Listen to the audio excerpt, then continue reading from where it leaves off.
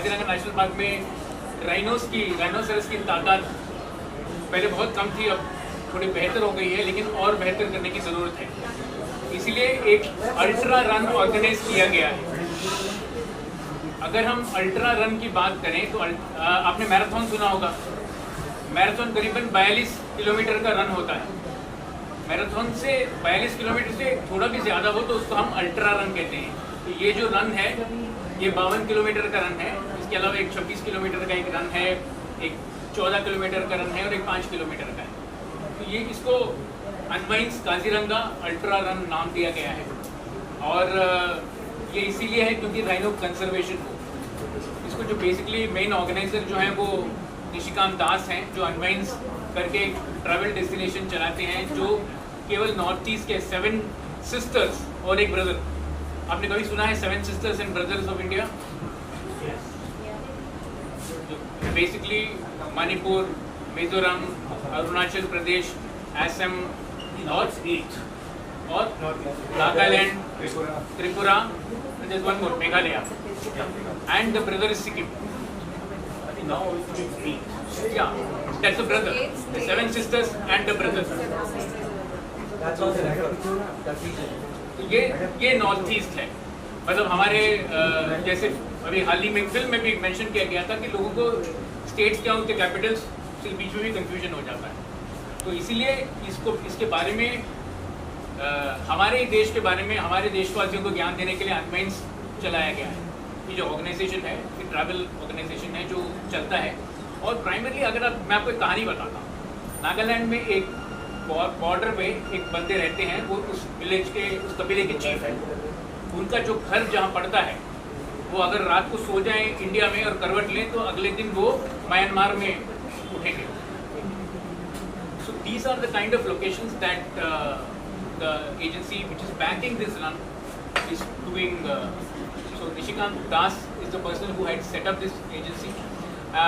And Nishi, मैं आपसे पहले शुरू करता हूँ कि why did you want to do an ultra run? आपने अल्ट्रा रन करने की क्यों सोची rather than do anything else? Because north east एक तो सबसे पहले तो अनवाइंस, अगर आपको मैं उसका मतलब समझा दूँ, being part of the same family. Sanskrit शब्द है अनवाइंस, है ना, अन और वाइंस। तो आपने क्यों एक अल्ट्रा रन बनाने की सोची? So Unwind is dedicated to Northeast, right? Our objective was to promote this part of the region, which I think 99% of Indians are not aware of. They have all kinds of perceptions, and some of them are very obsolete. So our endeavor was to present the right picture of Northeast India, and Kaziranga is like a face of Northeast, right? It is home to the rare one-horned rhinoceros.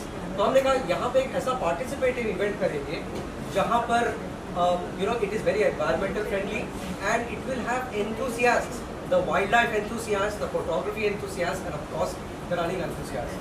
Ultra run हमने इसलिए किया because लोग इतनी दूर जाते हैं तो सिर्फ एक 10 किलोमीटर का या 15 किलोमीटर का रन करके आएंगे, ये उनके लिए बड़ा एक्साइटिंग शायद प्रोपोजिशन ना हो, which is why we did an ultra run. We getting a tremendous response for it and I really thank Raveena ji to stand up for this cause.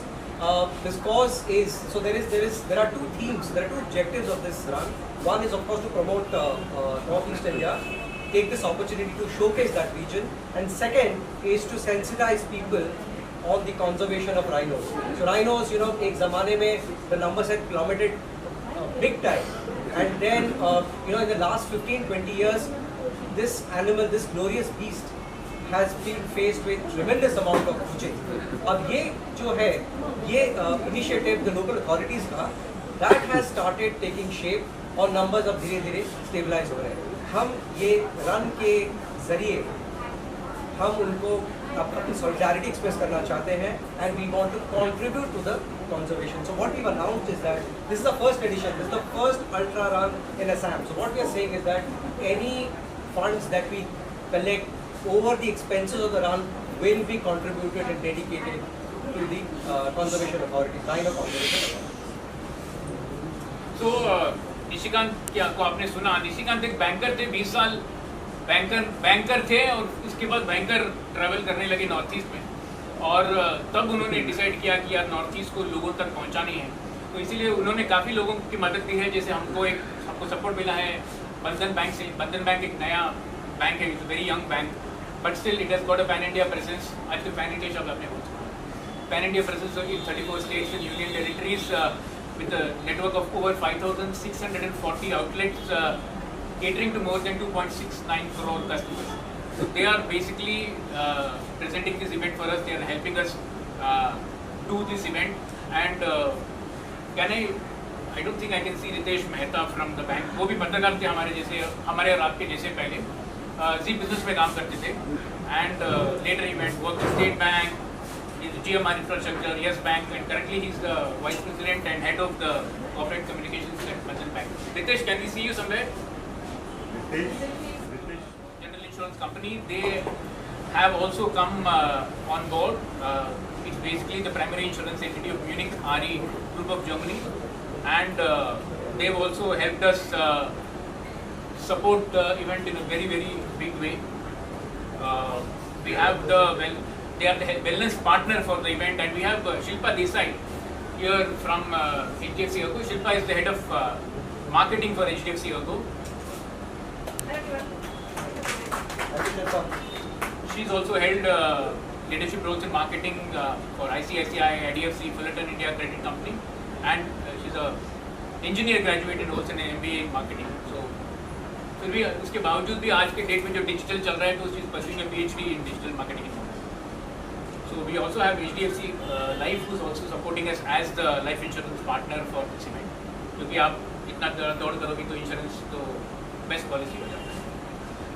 इनके अलावा हमारे पास Ministry of North East Development Region है, M DoNER बोलते हैं, जो सारे 8 states का ख्याल रखते हैं. वो हमको मिनिस्ट्री हमको सपोर्ट कर रही है. स्पोर्ट्स अथॉरिटी ऑफ इंडिया जो मिनिस्ट्री ऑफ स्पोर्ट्स के अंतर्गत आता है, उसके अंदर इस इवेंट को फिट इंडिया मूवमेंट के अंदर भी उन्होंने रिकग्नाइज किया है पहले ही साल में, जो काफ़ी बड़ी बात है. और वहाँ पर एक लोकल काजीरंगा में ही एक होटल बोरगोस करके है, जो सबसे बड़ा वहाँ का रिजॉर्ट है, जो हमको हमारा लोकेशन और सब स्पॉन्सर कर रहा है. So they are the venue partner actually for the unmines Kaziranga run 2023. So now ये जो लेडी यहाँ बैठी हैं, इनको मैं करीबन 30 साल से जानता हूँ. जब पत्थर के फूल के लिए शूट करे तो पहली बार मेरे से मिला था. She is always been passionate about animals, social causes. This is possibly the third और the fourth conference that she is coming for me for a social cause. तो आप सोच के देखिए तो कितने सोशल कॉजेस से जुड़ी हैं. तो ये बताइए, एक शहर की लड़की अरण्य का रक्षक कैसे बनती है? आई थिंक बहुत ज़रूरी है. जहाँ तक मैं देखती हूँ और जहाँ तक हम सभी देख रहे हैं कि आजकल बहुत बात होती है क्लाइमेट चेंज की, ग्लोबल वार्मिंग की, और हम सब इफ़ेक्ट्स देख ही रहे हैं जिस तरीके से हमारी क्लाइमेट बदलती जा रही है. हम सिर्फ हिंदुस्तान की बात ना करें तो हम वर्ल्ड वाइड देखें तो डिज़ास्टर्स आर मल्टीप्लाइंग. एंड प्रश्न यही उठता है कि हम किस तरह की दुनिया अपने फ्यूचर जनरेशन्स के लिए, किस तरीके का प्लैनेट हम अपने फ्यूचर जनरेशन्स के लिए छोड़ के जा रहे हैं. सबसे बड़ा प्रश्न ये है, अगर हम खुद देखभाल नहीं कर सकते तो शायद हमें फ्यूचर जनरेशन जो हमें आगे हमारे बच्चों की जो नस्ल है जो पैदा करने का फिर हक ही नहीं है, अगर हम उसकी भी देखभाल नहीं कर सकते जो हमारे पास है अभी. क्योंकि जो डिज़ास्टर्स उनके ऊपर टूट पड़ेंगे, हम तो शायद रहे ना रहें, लेकिन जो हमारी आगे की फ्यूचर जनरेशन हैं, they have a lot to repair. हम लोग ने जितना अब तक इस प्लैनेट को थोड़ा बहुत बर्बाद किया है, जो उनको रिपेयर वर्क करना है वो उनके लिए शायद बहुत ही भारी पड़ जाएगा. So for me it's very very important कि हम लोग पहले तो ये रियलाइज़ करें कि हमारे पास प्लैनेट बी नहीं है. 2-3 लोगों के पास होगा, एलन मस्क के पास होगा स्पेसशिप, किसी और के पास होगी स्पेसशिप, हम सब कहाँ जाएंगे भाई? तो प्लैनेट बी नहीं है इस समय. न हमने मून पे अभी तक उसको कॉलोनाइज किया है. We done nothing. So right now the only thing what we have done is we have ruined this planet that we already have. Floods, disasters, storms, typhoons, hurricanes, earthquakes, everything is sort of, yes, there is a bit of natural calamity also, but a lot of the disasters nowadays are man-made. Man-made ये नहीं कि हमने जाके वहाँ किया, लेकिन over the years जिस तरीके से हमने इस planet की देखभाल नहीं की है, जिस तरीके से चाहे डिफॉरेस्टेशन हो या पोचिंग हो या हैबिटेट लॉस हो, जो भी जिस तरीके से हमने किया है, पोल्यूशन, ओवर पोल्यूट। अभी हाल ही में मैंने पढ़ा, I don't know whether that's a fact और नो, क्योंकि मैं तभी इंडिया में नहीं थी, कि मुंबई की हवा का जो इंडेक्स है वो दिल्ली से भी शायद बदतर हो गया था। Was it true? It had come in the news, जो आज तक कभी देखा नहीं, क्योंकि हमारी एडवांटेज मुंबई की है कि हम कोस्टल रीजन में है, तो जो हवा आती है उससे हमारी हवा इनलैंड ज़्यादा Intex all the pollution away, but now even that has stopped happening. पहली बार शायद मुंबई की हिस्ट्री में ऐसा होगा कि एयर क्वालिटी हमारी इतनी ख़राब है। तो हम क्या कर रहे हैं? आप अगर स्टेटिस्टिक्स देखेंगे, जिस तरीके से जो जितनी बर्थ रेट है, चाहे वो दिल्ली में हो और मुंबई में हो, ज़्यादातर बच्चे आजकल अस्थमेटिक पैदा होते हैं, जो पहले नहीं होता। तो क्यों हम ये सब कर रहे हैं? सो मेरा मेन कॉज ये है टू क्रिएट अवेयरनेस कि हर प्राणी, हर पशु, हर झाड़ इस धरती पर एक रीज़न के लिए बना था। So the basic thing once we realise that, हम अपने आप में यहाँ हम और आप मिलकर शायद ड्रास्टिक चेंजेस नहीं कर सकते जितनी पॉलिसी मेकर्स कर सकते हैं या जो हमारी अथॉरिटीज़ हैं वो कर सकते हैं, लेकिन in our own ways we definitely can make the difference. और वही मेरी प्रार्थना रहती है सबके लिए, that try and make the difference in your own little ways. चाहे आप अपने घर में रिसाइकलिंग करें या आप अपने घर में झाड़ लगाएं। आप देखिए अगर झाड़ बन रहे हैं तो you know just little ways में we can make a lot of difference. किसी ऑर्गेनाइजेशन को ज्वाइन कर लें जो करते हैं इसके लिए काम। So that is the way that we can help for our future, our children's future and the coming generation. So I think for me that became very very important कि शायद अगर मैं थोड़ा भी डिफरेंस ला पाऊँ अपने आप से, मैं कोशिश करती हूँ। And that's the reason I think that I take this so passionately. Plan भी है आप कह रही हैं? जी, प्लान तो ज़रूर है। तो मतलब आप निकल जाती हैं जंगल में कैमरा लेकर, और जो लोग जंगल को बर्बाद करते हैं उनको मारने के लिए आप सोशल मीडिया लेकर चली जाती हैं। अभी हाल ही में और फिर लोग नाराज भी हो जाते हैं। हाँ, लेकिन वही लोग आपको अभी आप I have to tell you this that Ravina is going again to MP tomorrow to the jungle because she's been invited by the MP government to visit their forests again and help promote forest produce as well. Yes, that's